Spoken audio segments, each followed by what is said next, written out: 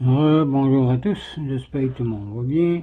Je vais continuer l'étude du catéchisme de Spirago. On était rendu à étudier le 5e commandement de Dieu et à propos de la santé. Donc, on va continuer ici sur le même sujet. Donc, commençons avec un signe de croix. Au nom du Père, du Fils et du Saint-Esprit. Amen. Il y a des enfants, comme on avait dit, mal élevés qui s'accrochent à l'arrière des voitures et qui souvent paient de leur vie cette mauvaise et coupable habitude. C'est aussi une folie et un crime de parier qu'on engloutira telle ou telle quantité notable d'aliments ou de boissons alcoolisées. Il faut donc être prudent et réfléchi et ne jamais s'exposer ou exposer sa vie témérairement. Deuxièmement, on nuit d'une manière coupable à sa santé par l'excès des plaisirs aussi, par certains abus dans le vêtement, par l'usage modéré de certains aliments ou boissons anti-hygiéniques. Il faut compter aussi parmi les plaisirs excessifs la danse. Souvent, on danse trop longtemps.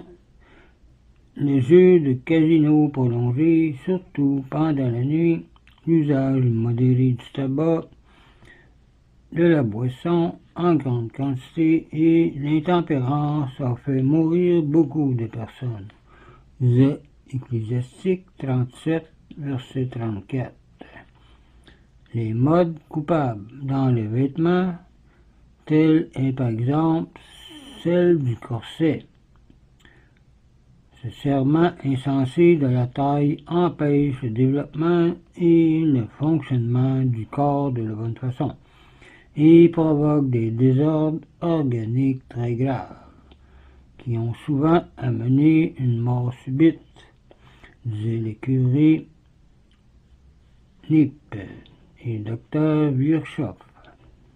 La presse a aussi fréquemment enregistré des accidents causés par des chaussures trop étroites, comme des phlébites, varices, inflammations du pied, qui ont nécessité des amputations. C'est une punition de l'avèneté, disent certains saints. Parmi les boissons dangereuses et nuisibles, dès qu'on en use trop fréquemment, il faut compter au premier rang l'alcool, puis le café et le thé à prendre modérément. Ces substances ne renferment aucun aliment, mais des éléments toxiques. Attention à ne pas trop en prendre. Elles ne mûrissent pas, elles ne produisent qu'une excitation passagère. En user fréquemment, c'est s'exposer à perdre ses forces et à dépérir. L'habitude de prendre le café est nuisible, surtout si on en prend trop, et surtout aux enfants. Il arrive à ces enfants ce qui arrive à une maison bâtie avec de mauvais matériaux, qui s'écroule avant le temps. Monseigneur Nip dit, si j'avais assez d'argent, j'achèterais tout le café existant pour qu'on n'en plante plus, afin de sauver la jeunesse. Mais le café pris modérément est bon, car tout ce que Dieu a fait est bon. L'usage du laitage, du pain, des légumes secs est beaucoup plus hygiénique et économique et meilleur pour la santé. Donc, il faut prendre du café de façon modérée, comme j'ai dit. Et le thé aussi. Le café dont l'usage s'est tant répandu dans ces derniers temps est en grande partie à cause de la nervosité de la génération actuelle. Il en est de même du thé, mais c'est surtout l'alcool qui fait les ravages les plus épouvantables dans le corps et dans l'âme. Troisièmement, le suicide est généralement commis par des personnes sans foi, plongées dans la misère ou le péché, qui désespèrent du secours et de la miséricorde de Dieu, souvent, et aussi par des personnes irresponsables et par conséquent innocentes. C'est poussé par l'extrémité du danger que Saül, blessé et entouré d'ennemis, se jeta sur la pointe de son épée. Voir 1 Samuel 31, versets 1 à 13. Et le geôlier de Saint-Fous à Philippe, voyant les portes de la prison ouvertes, se désespéra et voulut se tuer de son glaive. Voir Actes 26, verset 27. Et Judas se désespéra à cause de la gravité de son crime et se pendit. Voir Saint Matthieu, chapitre 27.